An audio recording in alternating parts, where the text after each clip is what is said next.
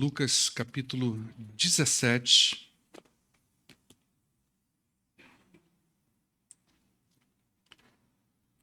Nós vamos ler dos versos de 1 a 4. Aliás, eu vou fazer o seguinte. Nós vamos ler o capítulo 17 de Lucas. Eu vou ler dos versos 1 a 10, mas a gente não vai utilizar esses versículos todos, mas é importante que você entenda o contexto, tá? Então a gente vai ler todos os versos aí, de 1 a 10. A palavra de Deus diz assim: Jesus disse aos seus discípulos, presta bem atenção que é um papo de Jesus com os seus discípulos. É para mim, é para você, ok? Jesus disse aos seus discípulos: é inevitável que aconteçam coisas que levem o povo a tropeçar, mas ai da pessoa por meio de quem elas acontecem. Seria melhor que ela fosse lançada no mar com uma pedra de moinho amarrada no pescoço, do que levar um desses pequeninos a pecar. Verso 3. Tomem cuidado. Se o seu irmão pecar, repreende-o. E se ele se arrepender, perdoa ele. Se pecar contra você 7 vezes no dia, e 7 vezes ele voltar a você e disser, estou arrependido, perdoa ele. Os apóstolos então disseram ao Senhor, aumenta a nossa fé. Ele respondeu, se vocês tiverem fé do tamanho de uma semente de mostarda, vocês poderão dizer a esta amoreira, arranque-se e plante-se no mar, e ela vai obedecer vocês. Qual de vocês que tendo um servo e que ele esteja arando ou cuidando das ovelhas de vocês, você dirá ao seu servo, quando ele chegar do campo, venha agora e sente-se aqui na minha mesa para comer.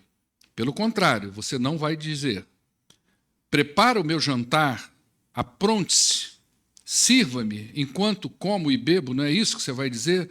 E depois disso você pode então comer e beber? Será que ele vai agradecer? Será que ele agradecerá ao servo por ter feito o que lhe foi ordenado? Assim também vocês, quando tiverem feito tudo o que eu ordenei a vocês, vocês devem dizer, nós somos servos inúteis, apenas cumprimos o nosso dever. Amém? Ainda bem que foi Jesus que disse isso. Amém ou não, irmãos? Vamos orar ao nosso Deus. Pai, muito obrigado. Que a tua palavra é rica, ela é próspera, ela é eficaz, é como faca de 2 gumes, que penetra no nosso interior, que é capaz de dividir os nossos pensamentos, que é capaz de discernir as nossas intenções. Não há nada mais poderoso, Senhor, do que a tua palavra. E nós pedimos que ela fale aos nossos corações aqui nesta noite, em nome de Jesus. Amém. Queridos, hoje eu quero falar sobre um assunto que perturba muita gente dentro e fora da igreja. Hoje nós vamos falar de perdão. Amém ou não, irmãos? Vamos falar de perdão hoje. Isso é um assunto perturbador, é incrível, mas é. E não perturba só aquele que está na fé cristã, talvez fique mais perturbado esse sujeito. Mas mesmo fora da igreja, mesmo aquele sujeito que não tem muita vivência nas comunidades evangélicas, cristãs ou católicas, eles são atormentados por esse tema. A questão do perdão. E a pergunta que eu faço a você é o seguinte, esse assunto te incomoda? É constrangedor para você ouvir sobre isso? Ou é tranquilo para você perdoar? Você carrega no coração e na mente o fantasma da falta de perdão, lembrando a você todos os dias que por mais que você seja uma pessoa legal, que por mais que você seja uma pessoa gente boa, está faltando alguma coisa. Você precisa fazer alguma coisa. E esse fantasma atormenta você sempre. Então é um assunto que te incomoda. Imagine então se você é um crente em Jesus Cristo. A essência do cristianismo é perdão. Perdão está na base da fé cristã. Então, como isso ou quanto isso pode ser constrangedor para muitos crentes que entram e saem dos cultos, cantam sobre o amor e sobre o perdão. Alguns até ensinam sobre isso, ou no púlpito, ou numa escola bíblica dominical, enfim, não é? Mas lá no fundo da sua mente, do seu coração, é como se tivesse um espinho que incomoda constantemente, porque está lá lembrando a você o tempo todo, existe algo que precisa ser feito. Está faltando alguma coisa. Tem algo que precisa ser realizado e você não está realizando. Você sabe que precisa perdoar, mas você não consegue. Você sabe que você precisa dar o primeiro passo, mas as suas pernas travam quando o assunto é perdão. Você chega perto da pessoa, você quase esboça uma frase nessa direção, você quase se trai, mas a sua língua trava e você retoma a racionalidade e você pensa, eu não consigo perdoar uma pessoa. Sua mente está aprisionada, suas emoções estão comprometidas, a sua espiritualidade está abalada, porque por vezes você até tem dúvida se você é convertido ou não. Afinal de contas, você não consegue fazer aquilo que Jesus disse para você fazer. E você pensa, mas será que de fato eu tenho um coração transformado? E não só aquilo que Jesus manda você fazer como crente em Cristo Jesus, se você o é, não é? Mas aquilo que Ele mesmo fez por você. Isso torna a coisa mais dramática. Porque Jesus, além de dizer para a gente, você precisa perdoar, e você precisa perdoar de forma incessante, não importa quantas vezes aquela treta aconteça, não importa quantas vezes você é magoado, não importa quantas vezes você é traído até, mas você precisa infinitamente. A ideia de 7 vezes ou de 70 vezes 7 é simplesmente algo que é um simbolismo daquilo que é para sempre, o tempo todo. E isso incomoda porque você não consegue fazer isso. Você não consegue fazer o que Cristo mandou e você não consegue fazer o que Ele fez por você. Isso é doido. Então, a gente está lendo a Bíblia, a gente acha que é super espiritual, a gente vem para a igreja, a gente canta louvores, a gente faz uma campanha de cesta básica, a gente ajuda um, ajuda outro, a gente entrega dízimos e ofertas e a gente acha que está tudo bem. Mas quando nós nos deparamos com a questão do perdão, nossa, é como uma flecha que incomoda, dizendo, tem algo que precisa ser feito, mas você não consegue fazer. E diante desse drama do perdão, a gente tem 3 alternativas comportamentais diante disso. Você pode viver, por exemplo, fugindo dessa responsabilidade. Você pode viver fugindo desse enfrentamento de ter que perdoar. Então você foge, por exemplo, de pensar sobre isso. Você tenta jogar isso para debaixo de um tapete. Você tenta se convencer de alguma forma que você não deve perdão a ninguém, mas ele está lá te incomodando. Realmente, você precisa conversar sobre isso com alguém. Então você foge, você vai para longe, você leva suas emoções para longe, você leva sua mente para longe, você não quer pensar mais nisso. E em alguns casos mais extremos, você realmente até muda de igreja. Poxa, bom seria se eu não encontrasse mais essa pessoa. Bom seria se eu não tivesse mais que cruzar com ela pelo caminho, porque se eu cruzar eu vou lembrar que eu tenho que fazer isso me incomoda, e afinal de contas eu tento me convencer todos os dias que eu sou um cristão. Mas a ausência do perdão está lá dizendo para mim, falta alguma coisa. Então eu posso ter uma atitude comportamental diante disso, eu posso viver fugindo dessa realidade. Ou eu posso me resignar, eu posso de fato me entregar à culpa de não perdoar e administrar isso no meu coração e na minha mente. Resignei, eu não consigo, paralisei, eu não consigo ir para frente e eu vou criando estratégias para não fazer aquilo que precisa ser feito. E eu estou lá vivendo com aquilo. E me entreguei à culpa. Realmente eu não consigo perdoar. Mas Jesus disse para fazer isso. E ele disse para não fazer uma vez, não. É quantas vezes tiver a necessidade. Mas eu admito isso para mim, eu não consigo. Ou eu posso lutar. Eu posso lutar contra toda a dificuldade de não conseguir perdoar. E aí nós podemos admitir que existe essa dificuldade da nossa parte, nesse quesito tão importante da fé cristã, mas a gente luta. Vamos tentar fazer. Vamos tentar mudar. E aí uma pergunta vem na minha cabeça: o que Jesus me orientaria a fazer nesses 3 casos? Ele diria para mim: pastor Paulo, foge, muda de igreja, tenta não encontrar mais com as pessoas, tenta não ter que se haver mais com essa questão, foge. Ou ele diria para mim: olha, pastor Paulo, faz o seguinte, se entrega de uma vez e admite que você não consegue. Você não dá conta dessa realidade. Ou ele diria para mim: pastor Paulo, lute. Lute. Lute contra isso, quantas vezes for necessária. Preste atenção numa coisa. Você que é crente em Cristo Jesus, você que um dia aceitou a cruz, você levou a sua vida a Jesus Cristo, você entende que você é um salvo em Jesus Cristo. Preste atenção numa coisa: perdão não é uma opção para você. Entende isso? Perdão é um dever do crente. Não é opcional. Não tem negociação nisso. Tem coisas que nós negociamos. Tem coisas que nós não conseguimos negociar com a palavra de Deus. E uma das coisas que você não vai conseguir negociar com a palavra de Deus é a resignação ou a fuga de perdoar. Porque é um dever. Existem poucos deveres cristãos sobre os quais o Novo Testamento fala tão frequentemente e tão severamente quanto o dever de perdoar ofensas. Isso é quase que de capa a capa.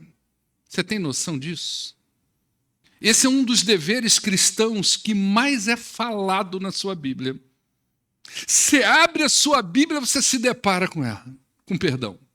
Parece que a coisa flui. É perdão e amor, parece que flui naturalmente. É igual carboidrato. Todo lugar tem. Verdade ou não é, irmão? Eu estou para ver se alguém descobre se na água também não tem, tá, gente?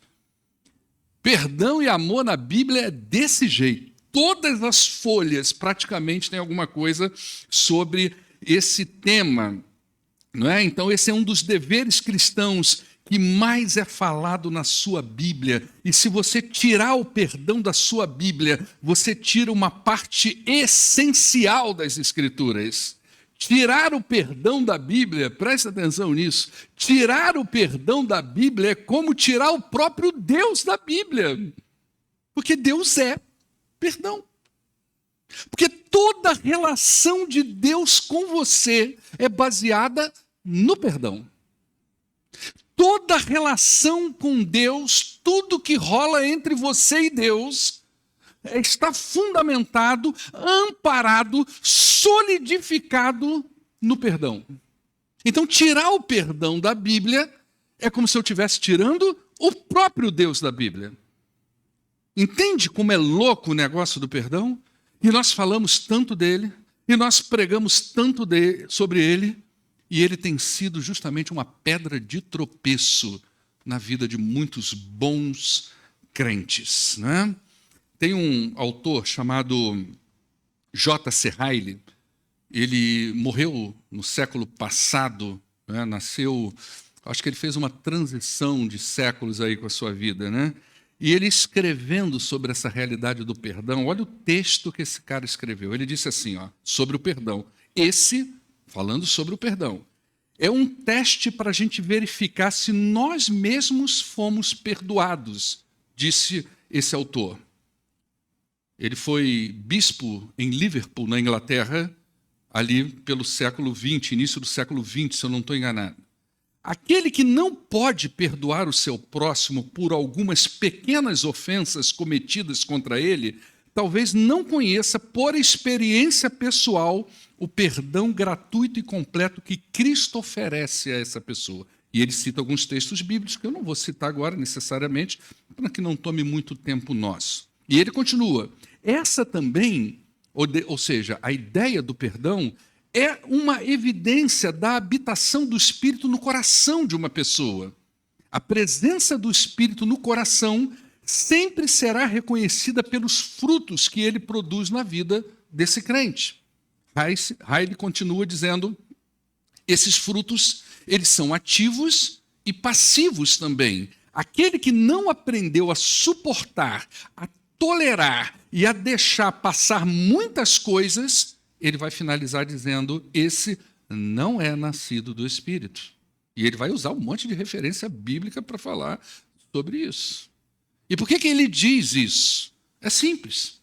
Porque não perdoar é a resposta natural do pecado que habita em nós. Entende isso? A resposta do pecado é inimizade, é raiva, é amargura. Essa é a resposta natural do pecado que habita em nós. Então, o ser humano, a resposta que ele dá naturalmente à vida é não perdoar. Por isso que a gente enche a bolsinha da gente com mágoas, com raivas, com desilusões. Então, a nossa natureza de pecado sempre vai dizer para nós: você não tem necessidade de se haver com isso. Você não tem necessidade de perdoar ninguém. Mas quando a gente fala de perdão, a gente está falando de algo que vem do coração transformado por Jesus. O coração transformado por Jesus. Aquele que entendeu o que rolou na cruz. Aquele que entendeu a oferta de Deus. Que compreendeu o seu estado de perdição. Esse compreende a lógica das coisas. Ele consegue entender uma das últimas palavras de Jesus na cruz, quando ele disse para o Senhor: está consumado, que no original é tetelestai, uma palavra usada para negociar. Está negociado, eu cumpri o meu papel, eu os comprei com o meu sangue. Eu cumpri a missão. Agora, aqueles que creem nisso, eles são meus, e eles receberão do meu espírito, e eles serão como eu, e agirão como eu nesse mundo. Quando você compreende isso, o que vem não é inimizade, o que vem é perdão. Perdão é de fato um teste para todos nós. Nós falamos de comunhão, nós tomamos café juntos, mas nós nos desentendemos por coisas que são triviais. Não é assim que funciona? A gente senta junto, a gente come junto, a gente celebra junto, a gente trabalha junto, mas por coisas tão triviais, às vezes os crentes se rusgam um com o outro, não é? Nós participamos da ceia do Senhor. Imagina uma mesa de comunhão, uma mesa de unidade, mas sentamos nela com o coração de Judas Iscariotes, um coração malicioso, um coração que não é verdadeiro com o próximo. Nós pregamos o evangelho do perdão, mas nós temos dificuldade de perdoar o irmão por ofensas muito menores do que aquelas que nós diariamente e cotidianamente ofendemos o nosso Deus. Tem noção disso? Que muito menos é feito para nós do que aquilo que todos os dias nós fazemos para Deus, não é? Nós oramos pedindo a Deus por perdão, mas nós não temos coragem de completar a frase dizendo: Senhor, perdoa os meus pecados como nós ou como eu perdoo a quem me deve. Não é terrível isso? Já pensou em completar essa frase? Senhor, perdoa os meus pecados, assim como eu tenho perdoado os meus devedores. Assim como eu tenho perdoado aquelas pessoas que me ofendem, aquelas pessoas que causam mágoa no meu coração, aquelas pessoas que causam tristeza no meu coração. Senhor, me perdoa, como eu estou perdoando essas pessoas. A primeira parte nós conseguimos, mas a segunda parte é um bloqueio terrível, né?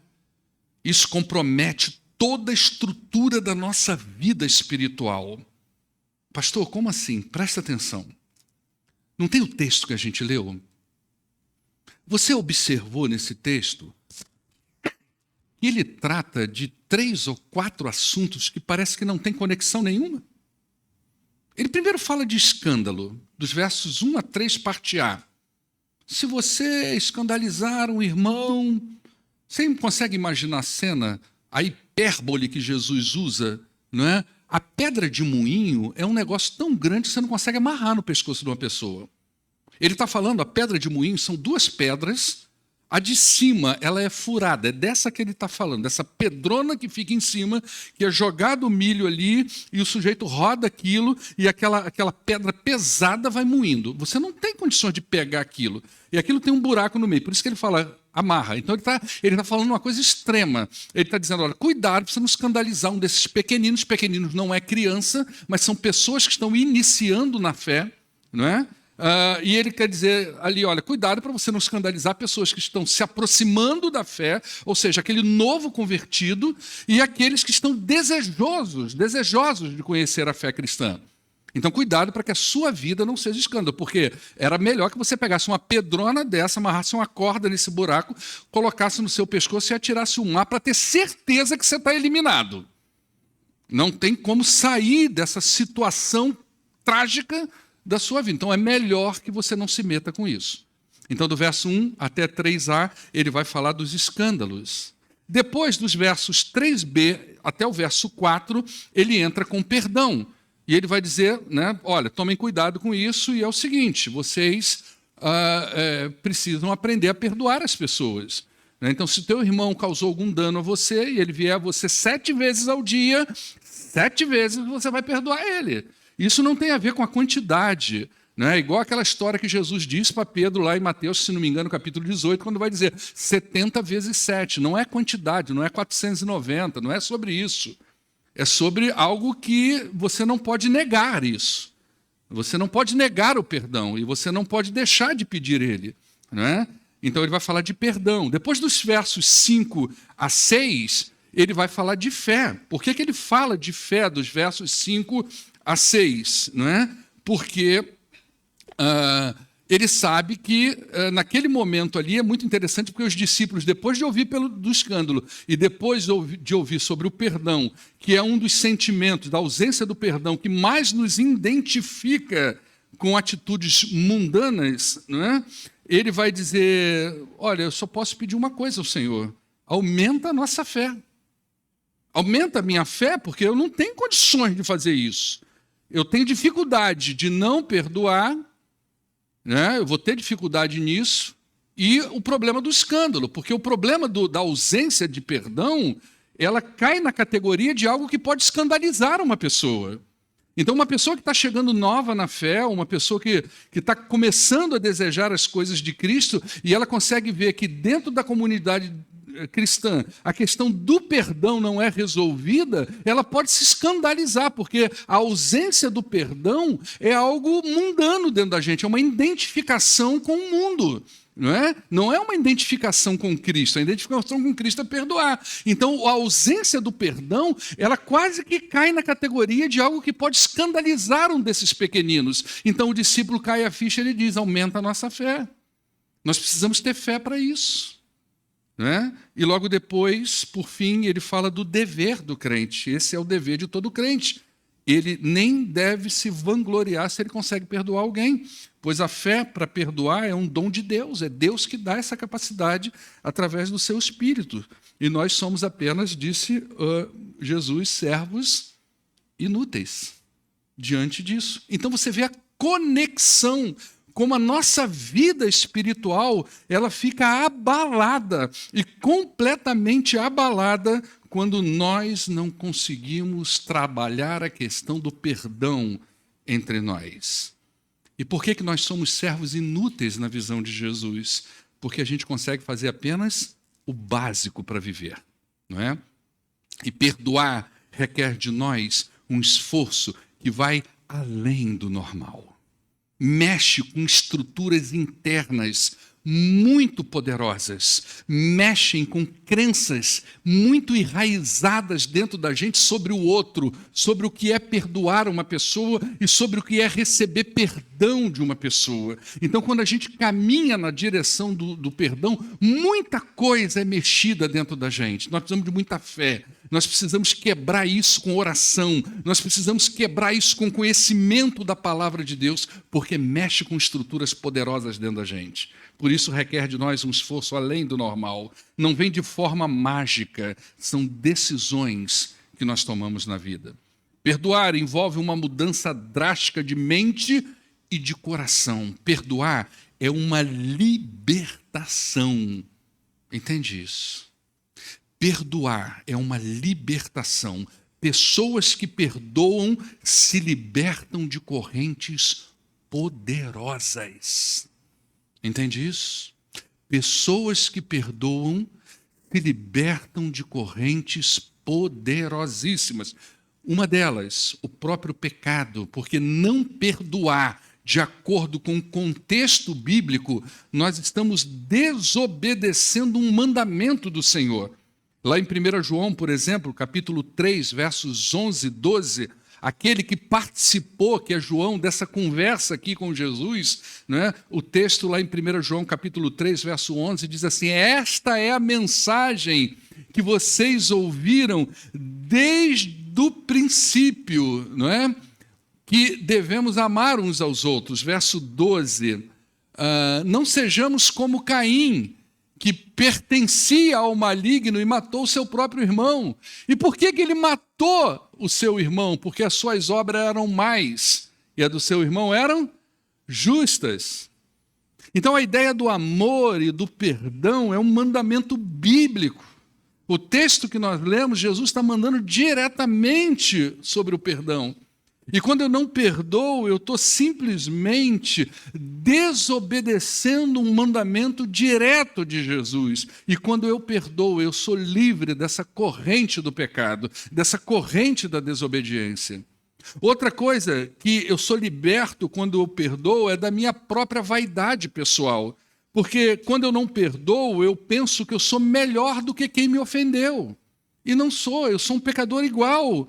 Ele foi capaz de pecar contra você, mas você também é um pecador quando você não perdoa, não é? Então, assim como você é digno de perdão, o outro também é digno de perdão.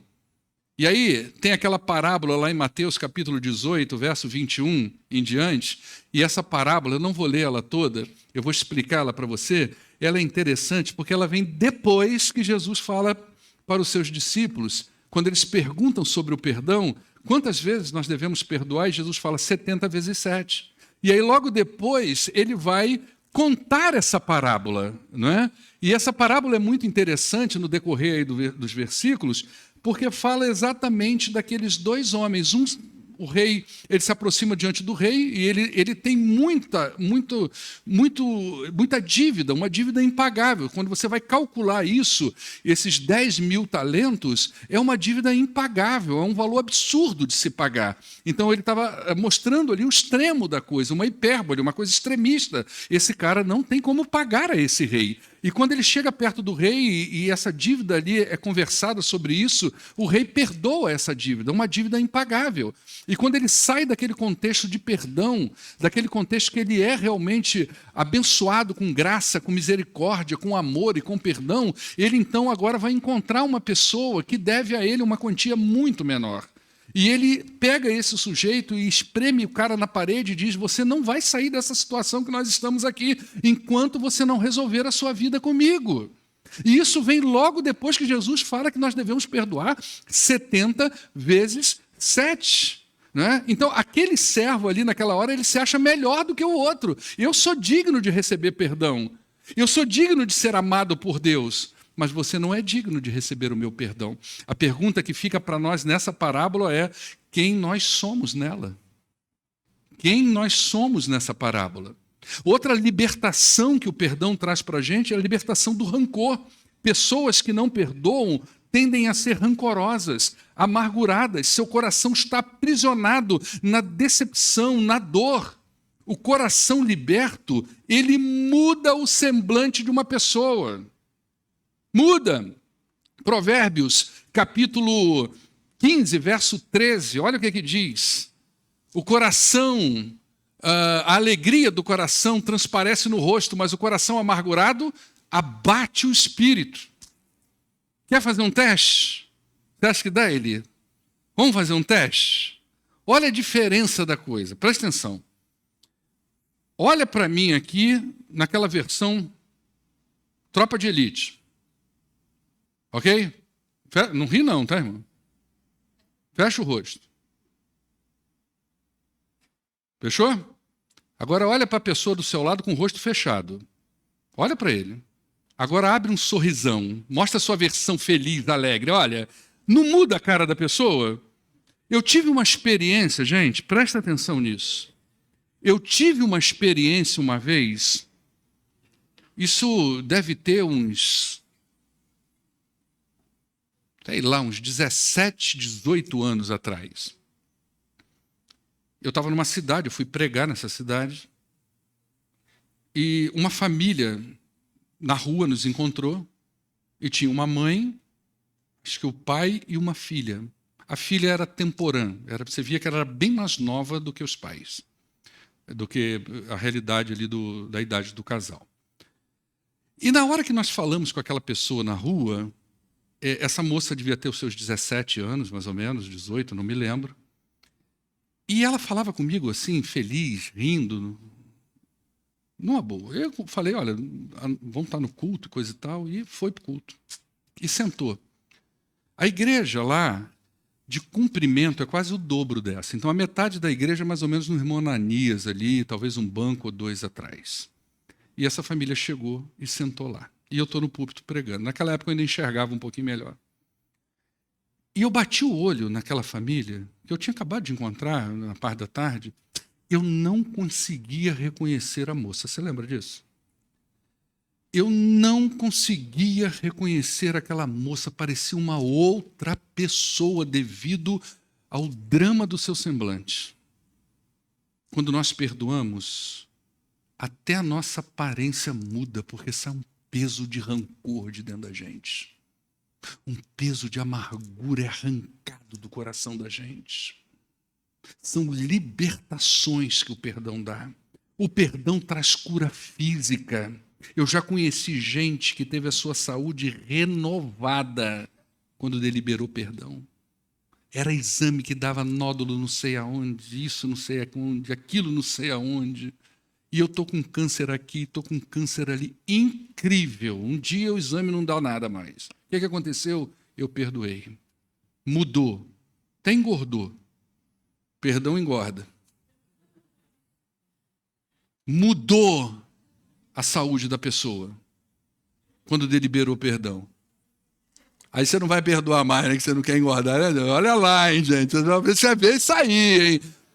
Sinal que quem está engordando está perdoando bem. Então. Os magrinhos estão precisando perdoar, viu? Perdoar é libertador, gente. Presta atenção. Liberta você, liberta a sua família, liberta a sua igreja. Perdoar nos faz crescer. Nós nos identificamos com Cristo quando nós nos perdoamos uns aos outros. A nossa capacidade de perdoar, ela está intimamente ligada à noção que nós temos do perdão de Deus. Então, poucas pessoas entendem o peso das palavras de Paulo aos Efésios, no capítulo 2, dos versos de 1 a 9, quando Paulo fala de onde vem a nossa salvação. Olha o que ele diz: vocês estavam mortos nas suas transgressões e nos seus pecados. Entende? Volta aí, Helder. O poder dessa palavra. Olha a sua condição antes de Cristo Jesus. Você estava morto. Totalmente aniquilado. O pecado estava dominando a sua vida. Você está debaixo da ira de Deus. Aí vem o verso 2. nos quais vocês costumavam viver quando vocês seguiam os padrões deste mundo e o príncipe do poder do ar, o espírito que agora atua nos filhos da desobediência. Verso 4. Antes, todos nós vivíamos como eles. Nós satisfazíamos os desejos da natureza pecaminosa da nossa carne. Nós realizávamos isso, as nossas vontades, os nossos pensamentos estavam ligados aos nossos pecados. Como os outros, nós éramos, por natureza, merecedores da ira de Deus. Olha só. Todavia, Deus, por ser rico em misericórdia e por causa do seu grande amor com que nos amou, Ele nos deu vida com Cristo quando ainda estávamos de que forma? Mortos nas suas transgressões, porque pela graça vocês são salvos. Deus nos ressuscitou com Cristo e com Ele nos fez assentar em regiões celestiais com Cristo Jesus, para mostrar nas eras por vir a incomparável riqueza da sua graça, demonstrada na sua bondade para conosco em Cristo Jesus. Pois é pela graça que vocês são salvos, por meio da fé. E isso não vem de vocês. Vem de quem? De Deus. Entende isso? Você não fez nada e não pode fazer nada para merecer o perdão que Deus delibera para você na cruz. Quando você entende isso, que a vida veio por meio da graça, e que os pecados nos conduzem à perdição eterna, e que Deus, em seu infinito amor, ofereceu a si mesmo em Cristo como sacrifício para nos libertar da escravidão do pecado. Quando você consegue entender isso, você começa a entender o quanto você precisa perdoar outras pessoas. Nós nunca conseguiríamos sair dessa condição. Nós estávamos mortos, sem vida, condenados. Para nos salvar, Ele teve que cancelar a dívida de pecado que havia contra nós. Ele teve que perdoar para salvar. Ele teve que perdoar para nos aceitar. Nós somos como o filho pródigo que decidiu viver longe do pai, ou como aquele filho que ficou em casa e não tinha a menor noção das bênçãos de Deus sobre a sua vida. Nós nos identificamos com os dois, nos identificamos com o pródigo, porque decidimos morar longe, viver longe de Deus, mas um dia a ficha cai e a gente reconhece as bênçãos da casa do Pai e nós voltamos para lá e o Pai nos recebe sem não nos punir, mas simplesmente de braços abertos. Então, perdoar está muito intimamente ligado à noção que você tem do perdão de Deus sobre a sua vida. E o que a Bíblia nos ensina sobre isso? Ela diz, portanto, lá em Colossenses capítulo 3, versos 12 e 13, como povo escolhido de Deus, santo e amado, revistam-se de profunda compaixão, bondade, humildade, mansidão, paciência, suportem-vos uns aos outros e perdoem as queixas que vocês tiverem uns contra os outros. Perdoem como o Senhor os perdoou. Olha só que coisa. Como é que a gente fecha isso? Cadê o Júlio? Júlio? O Júlio está traumatizado. O Antônio deu um pito nele na primeira quinta-feira e não quer subir mais, mas eu te recebo, irmão. Presta atenção nisso. Como é que a gente fecha isso? Essa conversa. Eu sei que perdoar não é tão simples assim. Não é. Não é. Talvez a ofensa tenha sido grande. É difícil perdoar. Nós não estamos falando de uma coisa simples. Como eu falei hoje de manhã e repito, a inimizade está muito presente no coração da gente. Essa é a resposta do pecado. É natural, a gente não precisa fazer força e nem aprender. A gente já desde que nasceu, já fica de bico, né? Ou talvez a ofensa não tenha sido tão grande assim. Eu não sei o quanto isso mexe ou mexeu com você. Muitas barreiras internas precisam ser vencidas para que você procure uma pessoa e converse com ela sobre suas mágoas. São muitas barreiras. Algumas você não vai nem procurar. Você simplesmente vai deliberar o perdão. Algumas, o ideal é que você procure, que você sente, que você converse sobre as suas mágoas. Mas talvez isso não seja possível. Você fala, pastor, eu não vou conseguir. A pessoa não está perto, está longe. Começa a orar por ela e delibera perdão no seu coração, naturalmente. Eu sei também que a sua vida pode mudar depois de um perdão. Pode mudar muita coisa. Às vezes, o outro não está nem tão incomodado, mas você está. A pessoa que te ofendeu, às vezes, ela nem sente. Ela dorme todo dia numa boa, gente. Come, faz churrasco e está de boa com a vida. Mas você está sofrendo. A dor, o espinho está aí na sua vida. Isso incomoda você. Às vezes você até gosta da pessoa, mas alguma coisa aconteceu. Você tem um apreço por aquela pessoa, mas alguma coisa aconteceu. Talvez não seja diretamente com você, mas alguma situação. E perdoar liberta relacionamentos. Perdoar é uma das formas mais poderosas de nós pisarmos na cabeça da serpente, ou de colocarmos Satanás no seu devido lugar. Perdoar é uma das maiores identificações que nós temos com Cristo Jesus. Quando você perdoa uma pessoa, você está se identificando com Cristo. Então eu quero dar para você 3 passos básicos. Primeiro, ore ao Senhor pela pessoa que te ofendeu. Começa mencionando o nome dela na sua oração. Você vai ver que ali Deus já vai começar a trabalhar o seu coração. Quando você falar o nome dessa pessoa pela primeira vez e falar, Senhor, eu peço em nome de Jesus que o Senhor abençoe reticências. Você vai ver que ali Deus vai começar a trabalhar o seu coração. E vai começar a te dar leveza. E você vai fazer isso 1 dia, 2 dias, 3 dias, vários dias. Até o momento que você pode caminhar para um segundo passo. Você pode decidir vencer esse obstáculo. Você pode passar nesse teste. É uma decisão que você toma. E o terceiro e último passo. Faz o que tem que ser feito. Ora, decida e faça o que precisa ser feito. Eu posso dizer para você uma coisa. Você vai experimentar a libertação. Você vai experimentar uma leveza na sua alma, na sua mente, nas suas emoções, que talvez você ainda não experimentou e está até acostumado a viver nessa prisão. E quando você experimentar essa libertação, você vai dizer, nossa, eu não sabia que era tão libertador assim.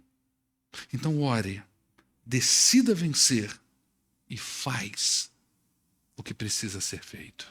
Amém? Vamos orar ao nosso Deus? Eu acho que eu vou fazer um apelo ousado.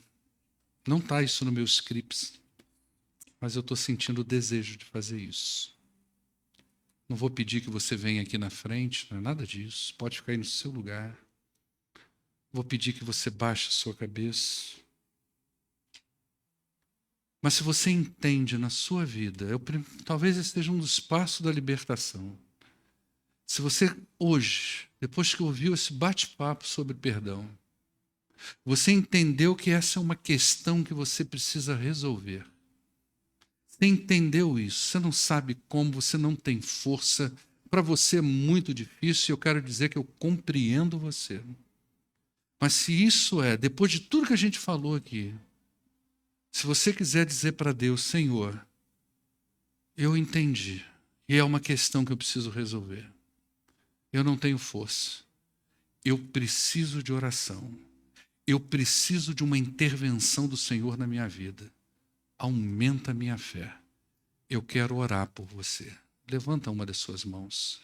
Eu não vou pedir que você venha aqui na frente. Graças a Deus lá em cima. Pode baixar, querido. Eu só preciso saber. Graças a Deus ali. Pode baixar também.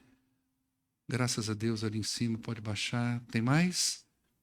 Você quer dizer para o Senhor hoje, Senhor, aumenta a minha fé, porque eu tenho dificuldade nessa questão. Eu quero orar pela sua vida. Eu não vou mencionar seu nome.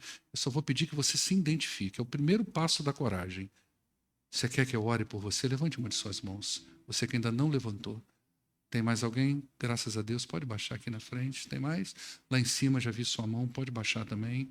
Tem mais? É o primeiro passo de dizer para o Senhor, Senhor, eu identifiquei, eu tenho uma questão nesse negócio.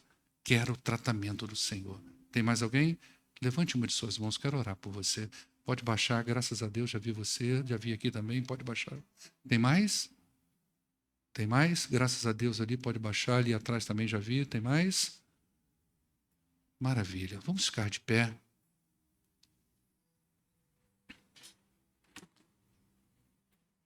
Senhor, eu quero pedir em nome de Jesus, que o que nós startamos aqui nesta noite seja poderoso no coração das pessoas. Nós estamos lidando, ó Deus, com uma pedra fundamental do Evangelho do Senhor. Nós estamos lidando com uma questão muito fundamental nas Escrituras Sagradas. E é muito complexo, ó Deus, para nós, como igreja do Senhor, falar de perdão e termos problemas em perdoar. Portanto, ó Deus, eu peço em nome de Jesus, que correntes sejam quebradas aqui nesta noite. Que essas pessoas que levantaram as suas mãos, ó Deus, sejam agraciadas pela fé que elas precisam, ó Deus, para orar, para decidir e para fazer aquilo que precisa ser feito. Abençoe essas vidas, quebra o coração, ó Deus, ajuda a dar o primeiro passo, porque nós sabemos como é difícil nós nos envolvermos com essas questões. Como é difícil conversarmos sobre mágoas, sobre tristezas, principalmente quando nós entendemos que nós não vamos ter uma resposta positiva da outra pessoa. Mas que o Teu Espírito também fale aos nossos corações, que o Senhor nos perdoa, mesmo quando a gente não dá uma resposta positiva para o Senhor. Na cruz, o Senhor Jesus, Ele pediu perdão por aquelas pessoas, ó Deus, que o insultavam, dizendo, eles não sabem o que eles estão fazendo. O perdão, ó Deus, nem sempre vai ter essa resposta positiva, mas nós podemos ser libertos pelo Senhor. Por isso te pedimos em nome de Jesus, fala ao coração da tua igreja. Nós oramos em nome de Jesus. Amém. Vamos adorar o Senhor, mesmo de pé.